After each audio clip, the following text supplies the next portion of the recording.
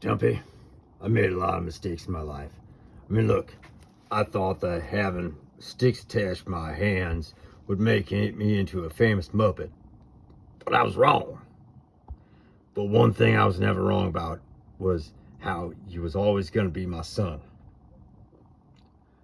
You are the apple of my eye. You, sir, are my son, Dumpy, and I love you so much, big guy. I mean, after all, you're Fred G. Dumpledorter Jr., also known as Dumpy. All right, Dump's out. Later.